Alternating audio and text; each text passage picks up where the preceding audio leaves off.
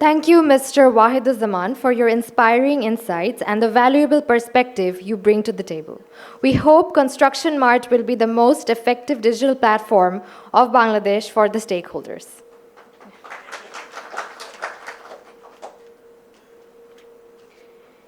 Ladies and gentlemen, our next session features a single talk by Mr. Masood Khan, Chief Advisor to the Board, Crown Cement. He will share his vision and strategies for driving sustainable growth in the building materials industry. Let's welcome him to the stage. Assalamu alaikum. It is late in the evening এবং আমি একটু আগে একটা সেশনে শুনছিলাম on brand. So এত সুন্দর সেশনের পরে বিল্ডিং মেটেরিয়ালস নিয়ে মনে হয় আপনাদের খুব একটা ইচ্ছা নাই, স্পেশালি ইন দি ইভিনিং, এত রাত যখন হয়ে গেছে, উইথ প্যাংস অফ হাঙ্গার আপনাদের পেটের মধ্যে। তো যাই হোক, আসলে বিল্ডিং মেটেরিয়াল ইন্ডাস্ট্রিতে আমার বহু বছর হয়ে গেল এবং আমি ইনফ্যাক্ট মাল্টিন্যাশনাল কোম্পানিতে অনেক বছর হয়ে গেল আমার। আমি ছিলাম 20 years in British American Tobacco, বিএটিতে ছিলাম। এরপরে লাফার্জ হোলসিম, যেটা এখন, আগে ছিল লাফার্জ সুরমার সিমেন্ট, আমি ওটার চিফ ফাইন্যান্সিয়াল অফিসার ছিলাম, 18 বছর ছিলাম। এরপরে দেখতে দেখতে ক্রাউন সিমেন্টে আমার 7 বছর হয়ে গেল। So long journey in the construction industry, but সাথে সাথে আমার আবার একটু কয়েকটা অন্য দিকেও চলে গেছি আমি, লাইক ইউনিলিভার কনজিউমার কেয়ারের আমি বর্তমান সিটিং চেয়ারম্যান, আর এছাড়া আমি ব্রিটিশ আমেরিকান টোব্যাকো বোর্ডেও বসি, সিঙ্গারের বোর্ডে বসি, আর একটা ব্যাংকেও বসি যেটা ওন বাই দ্য পুলিশ আর কি। সো এই জন্য আমি ইন্টারেস্ট নিয়ে থাকি in terms of industries, cross section of industries. আর আজকে যে টপিকটা অন বিল্ডিং মেটেরিয়ালস ইন্ডাস্ট্রি, আমরা যেটাতে সবাই আছি, আপনারা সবাই যেটাতে আছেন আর কি, সো আমি ওটাই আজকে ডিসকাশন করব। ফার্স্ট থিং হচ্ছে যে why is the building material industry important for Bangladesh? এখানে যাওয়ার আগে একটা ইন্টারেস্টিং তথ্য আপনাকে দিই, দ্যাট পৃথিবীতে আপনার পানির পরে সবথেকে বহুল ব্যবহৃত মেটেরিয়াল হচ্ছে কংক্রিট। কংক্রিট মানে যেটা আমরা বিল্ডিং করি কংক্রিট দিয়ে, ওই কংক্রিট হচ্ছে নেক্সট টু ওয়াটার, কিন্তু আপনার এত বেশি ব্যবহার হয় গ্লোবালি আর কি আপনার। সো বাংলাদেশে এই ইন্ডাস্ট্রিটা খুব তাড়াতাড়ি ডেভেলপ করছে, because there is a direct correlation between GDP growth and construction materials. এবং এক সময় আমরা দেখেছি প্রায় টু 2020 কোভিড হওয়ার আগে, all the industries were growing at almost double digit. আপনি সিমেন্ট বলেন, স্টিল বলেন, পেইন্ট বলেন, গ্লাস ইন্ডাস্ট্রি বলেন, টাইলস বলেন, সবগুলোই কিন্তু আপনার more than double digit grow করছিল। But after Covid came and there after the aftermath of the war that is taking place in Ukraine and the slow down in the world economy, আমাদের ইন্ডাস্ট্রিটা slow down করে গেছে। এবং we have got some challenges also, যেটা আমি আমার প্রেজেন্টেশনে আমি আলাপ করব। সো এটা কিন্তু আপনার it contributes to around, numbers can be a bit nebulous in the sense that কম বেশি হতে পারে, বাট একটা ইন্ডিকেটিভ ফিগার আপনারা দেখতে পারেন যে এটা আপনার জিডিপির প্রায় 4.6% আপনার কন্ট্রিবিউট করে, এবং অ্যাবাউট 2,50,000 crores এটা কন্ট্রিবিউট করে থাকে। এবং গ্রোথটা বর্তমানে is around 6 to 8, but is slow down even more now as you speak now, because of the challenges in the Bangladesh economy as you speak now today. এছাড়া বেশ ভালোই এমপ্লয়মেন্ট হয়ে থাকে, আপনারা দেখতে পাচ্ছেন স্ক্রিনে। সিমেন্টে বা স্টিলে আপনার প্রায় 1 মিলিয়ন প্লাস মাইনাস, ব্রিকে 1.5 মিলিয়ন, সিরামিক অ্যান্ড টাইলসে 5,50,000, others 3 lakh. These are numbers, but by and large we can see that these are heavy industries and employ a lot of people, so they are very important for the economy as well. But more importantly, যেটা আমরা দেখতে পাচ্ছি যে বাংলাদেশ, আমাদের landmass is scarce. যেহেতু ল্যান্ডমার্কটা scarce, এই কারণে আমাদের we have to go vertically upwards. So এই কারণে আমাদের construction ইন্ডাস্ট্রিটা will boom in the coming years, as you can see. Now, আমরা জানি যে যেসব ইন্ডাস্ট্রিজ যে talking about cement, steel, bricks, concrete blocks, glass, tiles, ceramics, এগুলো আর কি আপনার। সো মোটামুটি সবগুলোই গ্রো করছে কম বেশি, as you can see the numbers here আর কি, বাট সাম বেশি সাম কম, বাট দিজ আর বিফোর 2020। 2020-র পরে দ্য লাস্ট ফিউ ইয়ার্স কিন্তু একটা ভালোই স্লোডাউন হয়েছে in all this sectors that I see, whether you talk of cement, steel, tile, সবগুলোতে একটা ভালোই একটা স্লোডাউন হয়েছে।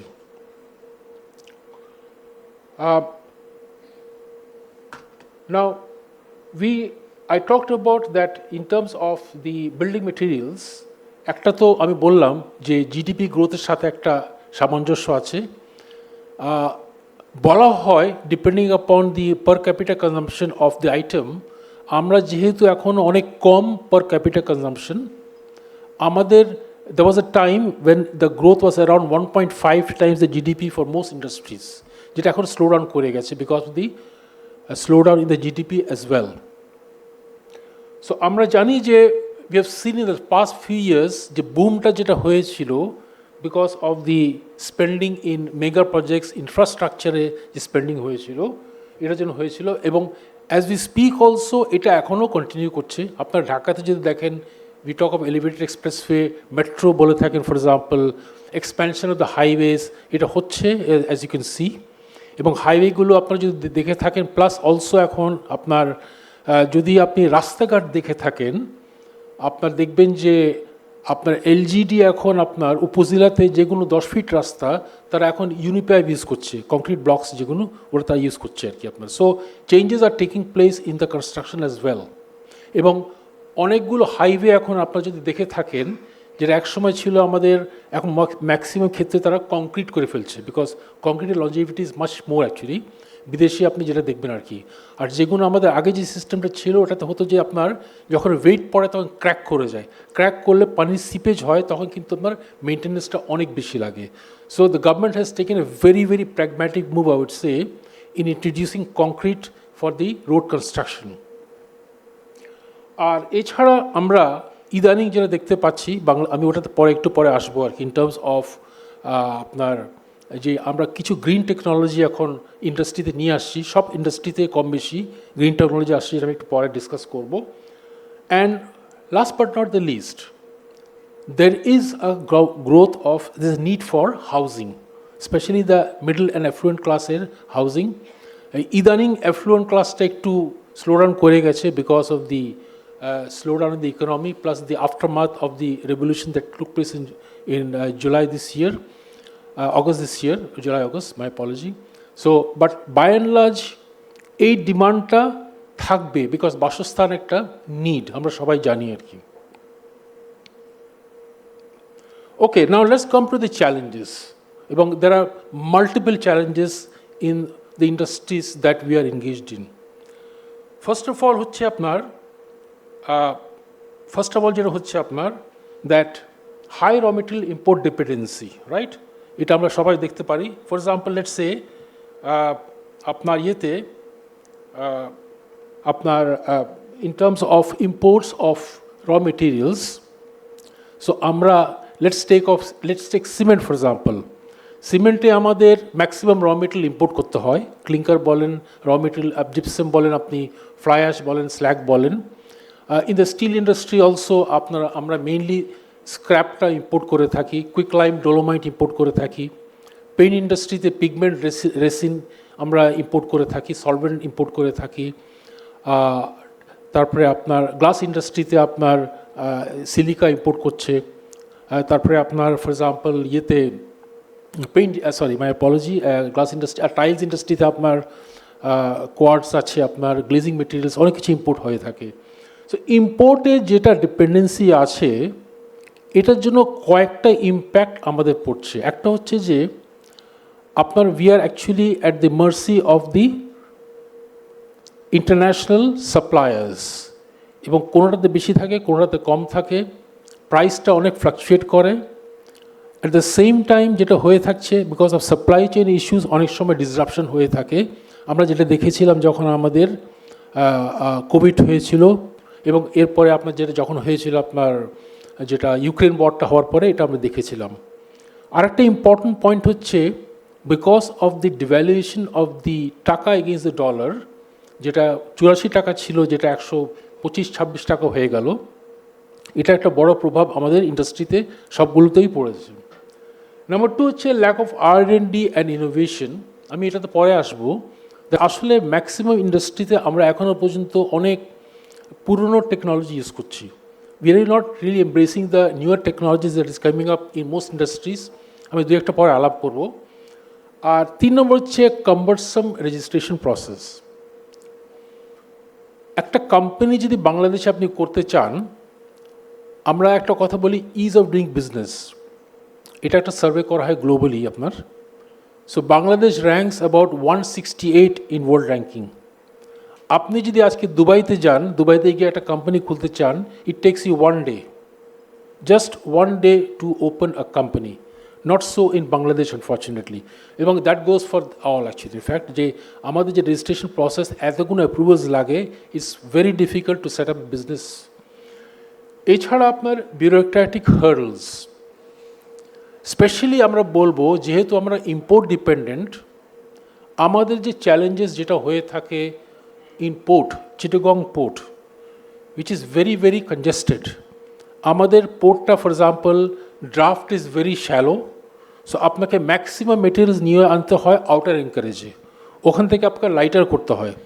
অনেক সময় তারা লাইটার করে বার্দিংটা তারা পরে করে, এটাতে কস্ট আমাদের অনেক বেড়ে যায়। যদি আজকে ডিপ সি পোর্ট থাকতো আমাদের, in that case the cost would have come down dramatically, because যেগুলো হেভি মেটেরিয়ালস আছে আমি ডাইরেক্টলি কিন্তু আমরা ডিপ সি পোর্টে বার্দিং করে আনলোড করতে পারতাম। আর আমাদের যে কাস্টমস ফর্ম্যালিটিস আছে is very difficult. For example একটা ডিসকাশনে আমি বলছি, সেটা হচ্ছে যে এই যে the concept of tariff value, যে আমি ক্লিঙ্কার ইম্পোর্ট করছি $40 today as we speak, but the tariff value is $60. Why? Because they've set a value, এবং ডিউটি যদি ট্যারিফ ভ্যালু কমিয়ে দেয় আজকে, in that case duty will go down, এবং this goes for all items in Bangladesh. This is a huge challenge for all industries, specially in the building materials industry.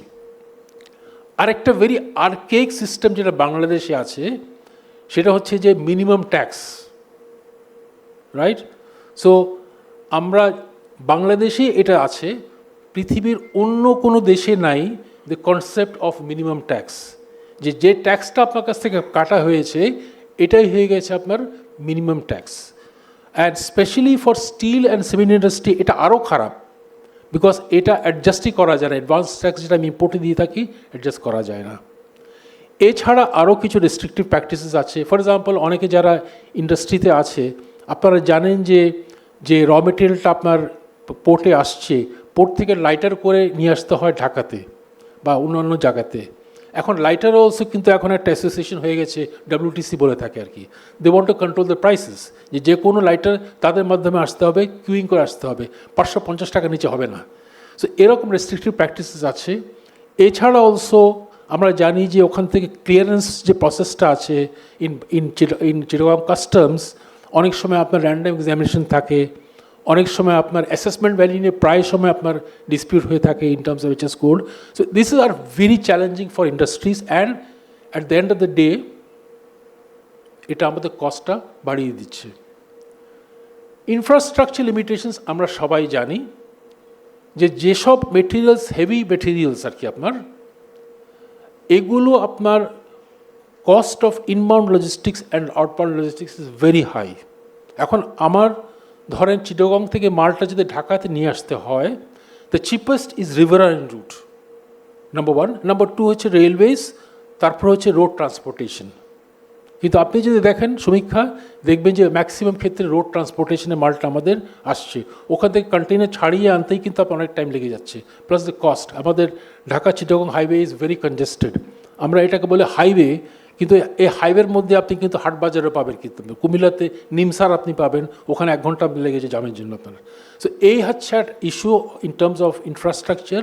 We need to very quickly actually develop infrastructure to bring down the cost of business. Logistics cost নিয়ে বলেছি, environmental concerns অবশ্যই আছে, because some industries are in the red zone. For example cement ইন্ডাস্ট্রির হচ্ছে red জোনে আছে, তো ওখানে একটা এনভায়রনমেন্টাল কনসার্ন থাকে। And last but not the least, skill labour. যে আমরা জানি যে বাই অ্যান্ড লার্জ আপনি দেখেন in most industries in Bangladesh a skill labour is a big problem. আমরা বলে থাকি, একটা কথা বলে থাকি, water water everywhere but not a drop to drink. অনেক লেবার পাবেন কিন্তু in terms of skill set is quite challenging. একটা এক্সাম্পল আমি আপনাকে দিচ্ছি, ধরেন ক্রেনটা আপনার আগে ছিল আপনার মেকানিক্যাল ক্রেন ছিল, এখন ক্রেন হয়ে গেছে আপনার। সো কোনো কোম্পানি ক্রেন ইনস্টল করছে, but because of the lack of skill set তারা এটাকে প্রপারলি ইউজ করতে পারছে না।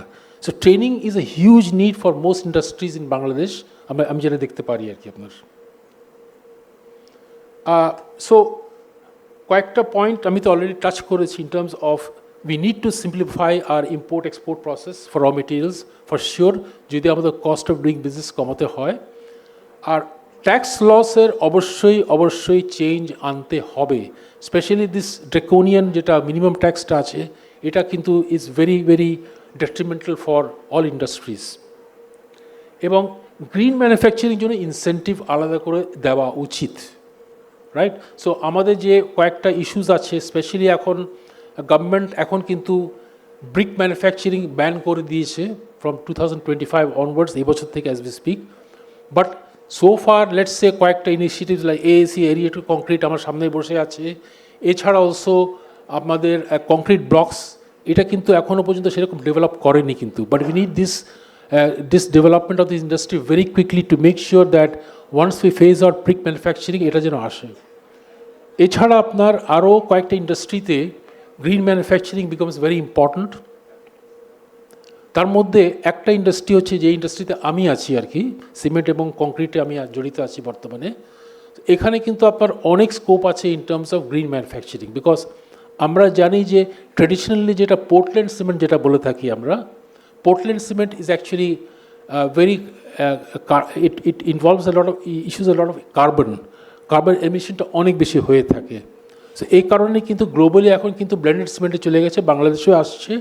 বাট কোনো দেশে কিন্তু they have gone way beyond just Portland cement. For example Portland limestone সিমেন্টটা বাংলাদেশে আছে, লাফার্জের আছে। তারপরে ইন্ডিয়াতে কিন্তু কিছু সিমেন্ট আছে যেটা 80% স্ল্যাগ, 20% অন্য মেটেরিয়ালস আছে। কিছু সিমেন্ট আছে ফ্লাই অ্যাশ 95% অলসো। তারপরে সিলিকা ফিম ইউজ করা, এটা একটা ইম্পর্ট্যান্ট পয়েন্ট। কংক্রিটে কিন্তু আপনার হাই স্ট্রেংথ কংক্রিট ইউজ করা, এসব জিনিস কিন্তু আপনার আমাদের গ্রিন ম্যানুফ্যাকচারিং আনতে হবে। আরেকটা ইম্পর্ট্যান্ট পয়েন্ট আমি এমফেসাইজ করতে চাইব, সেটা হচ্ছে আমাদের বর্তমান বিল্ডিং কোড।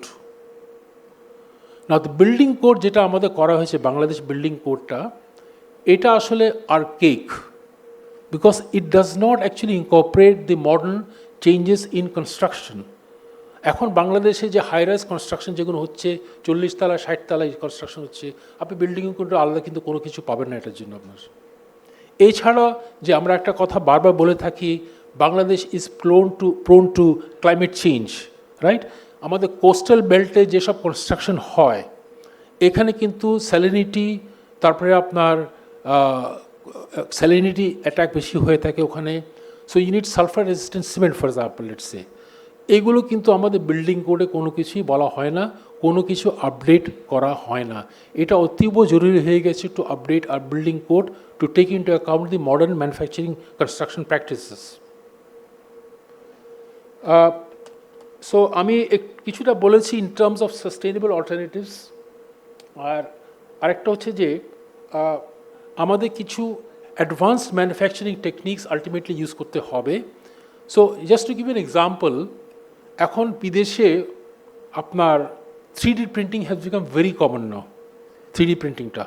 সো এটা কিন্তু আপনার it is a revolutionary move, because এখন কিন্তু তারা অনেক ক্ষেত্রে এয়ারক্রাফটের পার্টসও তারা 3D প্রিন্টিং দিয়ে করছে, and the cost has come down dramatically.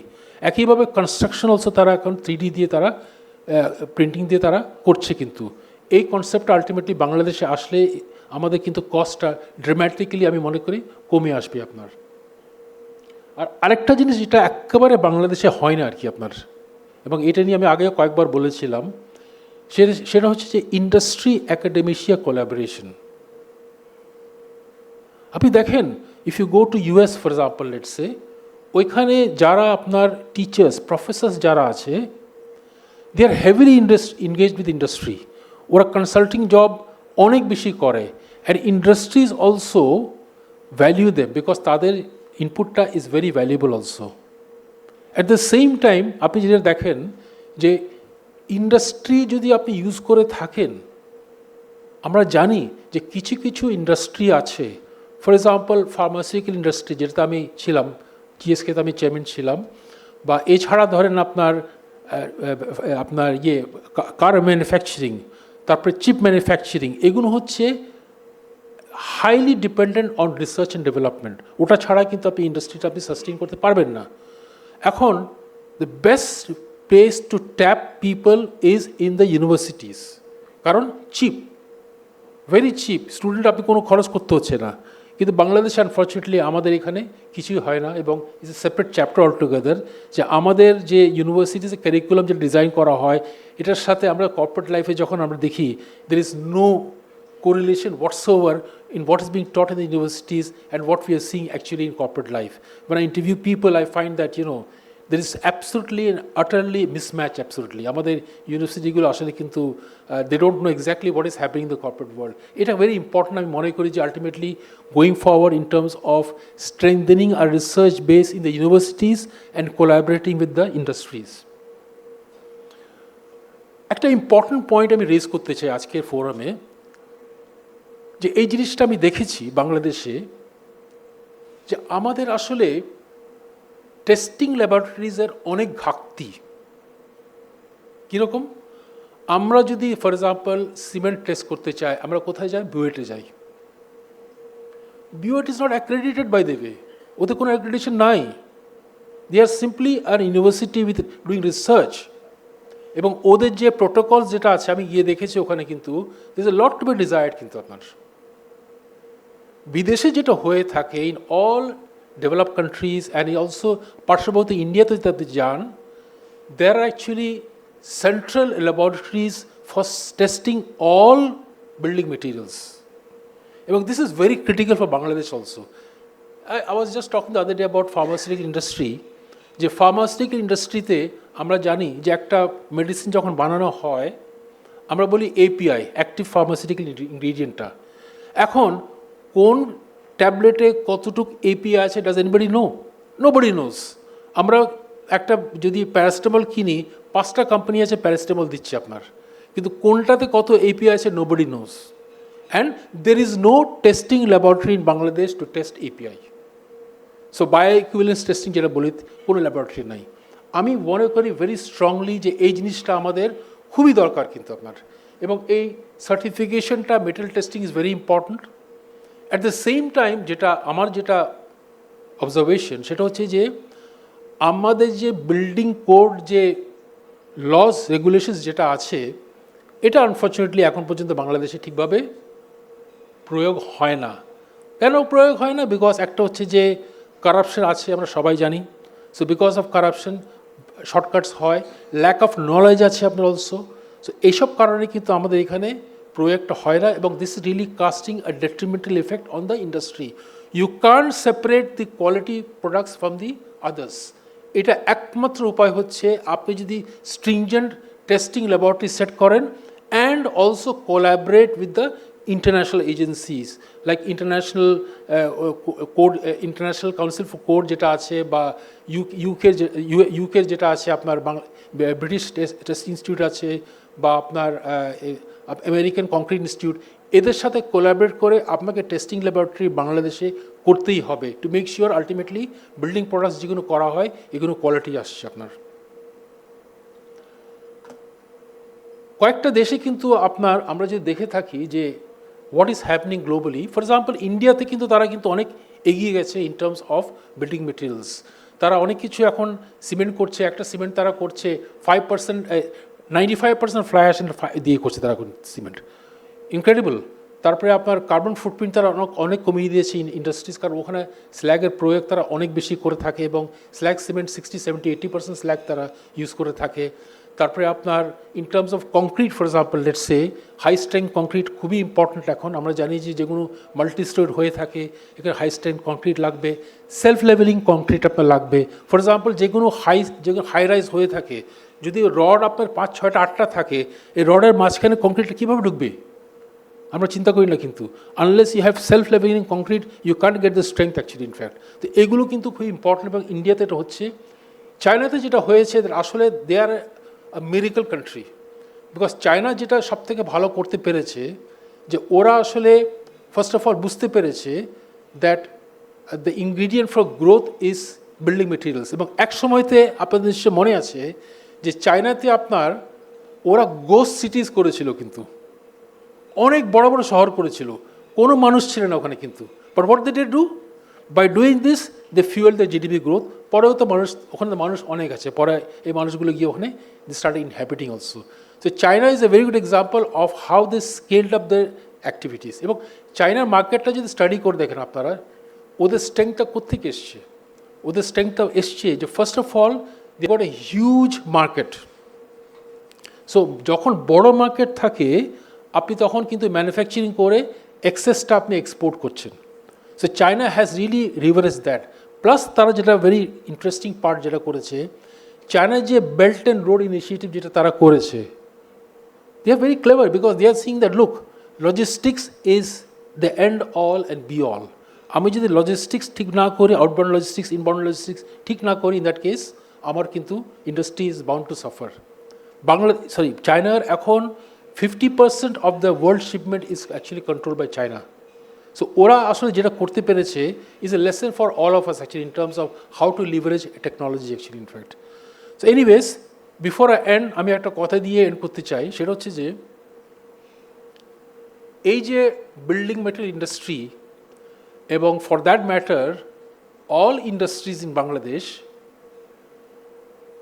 আমরা যারা মাল্টিন্যাশনাল কোম্পানিতে চাকরি করে এসেছি সারা জীবন আমরা যখন কোনো একটা ইনভেস্টমেন্ট করি আমরা 1 বছর অ্যানালিসিস করি যে করবো কি করবো না করবো কি করবো না করবো কি করবো না so after coming to local companies I find that আমরা জাস্ট বলি যে ও তো ওই কোম্পানিতে লাভ করছে আমি কেন করবো না ও যদি লাভ করতে পারে আমিও করতে পারবো এই জন্য আপনি দেখেন বাংলাদেশে আজকে যদি সিন্ড্রোম আমরা দেখে থাকি in across all industries there's a huge overcapacity. Cement for example the effective not installed effective capacity is 85 million tons and the demand is how much 38 million tons. Steel 1.5 times. Paint একই অবস্থা প্রত্যেকটা industry আপনি যদি দেখেন in all the industries we are suffering like this এবং আমরা এমএনসিতে একটা কথা বলে থাকি that look what is your core competency so ওরা কিন্তু যেটা করে থাকে দ্যাট ওরা কোর কম্পিটেন্সি থাকে ওরা কিন্তু বাকিগুলোকে আউটসোর্স করে ফেলে আমরা কিন্তু লোকাল কোম্পানিগুলো চিন্তাই করি না আমি মনে করি যে ও যদি ওখানে লাভ করতে পারে আমি কিন্তু এখানেও লাভ করতে পারবো এবং এটা একটা কারণ ছিল also that in the last many years আমাদের যখন ইকোনমি গ্রো করছিল এবং আমাদের যে ব্যাংকিং সিস্টেম যেভাবে ছিল তখন কিন্তু ব্যাঙ্কগুলো খুব উদার ছিল in terms of giving loans একটা কোম্পানি ভালো করছে এসে বলছে ভাই টাকা নেন না কেন আপনি আমরাও কিন্তু তখন টাকা নিয়েছি ইনভেস্ট করেছি আমরা টাকা দিয়ে বাট আনফর্চুনেটলি ইনভেস্টমেন্ট যখন আমরা করে থাকি কী করে থাকি একটা এক্সাম্পল দিই আপনাকে 100 টাকা হচ্ছে আমার প্রজেক্ট কস্ট সো এই প্রজেক্ট কস্টের 100 টাকা 30 টাকা দেওয়ার কথা এন্টারপ্রেনারের ইকুইটি আর 70% দেওয়ার কথা ব্যাংকের আমরা কি করতাম 160 টাকা করতাম 160 টাকার মধ্যে আমার ইকুইটি কভার হয়ে গেছে আর কিছু টাকা পার্ক করে দিচ্ছে কোথায় বিদেশে how are you going to survive with this leverage you can't the industry is doom from day one and if you ask me in today in Bangladesh with all due respect কথাটা আমি বলতে চাচ্ছি যে maximum বাংলাদেশে যতগুলো বড় বড় group আছে if you make a census I can guarantee you ব্যাংকে বসে আমি বুঝতে পারি দ্যাট 40টা যদি আপনার কনসার্ন থাকে, বড় জোর 7টা কি 8টা লাভ করছে, বাকিগুলো করছে কি লস, বাট তারা ফিগারটাকে বানাই দিচ্ছে প্রফিটে। কিন্তু কীভাবে বানায় আমি আমি তো ফাইন্যান্সিয়াল লোক, আমি জানি। তো এইটা একটা বড় সমস্যা বাংলাদেশে। People have to be far more diligent in terms of investing, যেটা আমরা আনফর্চুনেটলি বাংলাদেশে আমাদের এন্টারপ্রেনাররা এখনও বুঝতে পারছে না। এখন বুঝবে, বিকজ এখন কিন্তু ব্যাঙ্কগুলো একটু কনজারভেটিভ হয়ে যাচ্ছে আবার। কিন্তু before giving a loan they are scrutinising a lot, যে আলটিমেটলি লোনটা আমি দেবো কি দেবো না। So circumstances are changing, but lot of damage has been done unfortunately. আমি আশা করি যে আমাদের মধ্যে এই প্রফেশনালিজম আরও আসতে হবে। এই প্রফেশনালিজম না আসলে কিন্তু আনফর্চুনেটলি বিল্ডিং মেটেরিয়াল ইন্ডাস্ট্রিটার মধ্যে আমরা স্টিল সাফার করবো across all industries. I will say not only building materials, any industry. আপনি ফুডে বলেন না কেন, একই জিনিস তো। এখন সবাই কিন্তু ফুডে চলে যাচ্ছে আমরা কিন্তু, বিকজ ইজ এ ফিউচার। কিন্তু ফুডে তার কোনো কম্পিটেন্সি আছে কি না সে ডাজন্ট নো। আর ফুডের মোর ইম্পর্টেন্ট পার্ট হচ্ছে যে you have to behave like an FMCG. আমি এফএমসিজি আছি এবং এটা competency totally totally totally different. So এইগুলো না চিন্তা করে তারা চলে যায় যে ও পার লাভ করতে পারলে আমিও লাভ করতে পারি। এই সিনড্রোম কিন্তু আমাদের আনফর্চুনেটলি বাংলাদেশে যদি না কমে, in that case we are going to face challenges. Anyways, it's very late now. I've talked a lot now. I try to make it as short as possible because I'm sure that you guys are very hungry now and don't want to listen to what I'm saying. So thank you very much. যদি কারো কোনো প্রশ্ন থাকে, please feel free to ask. Anybody has got any question, please feel free to ask. I'm sure you're going to not have a question because everybody's hungry, right? Okay, so you okay? Right, thank you very much.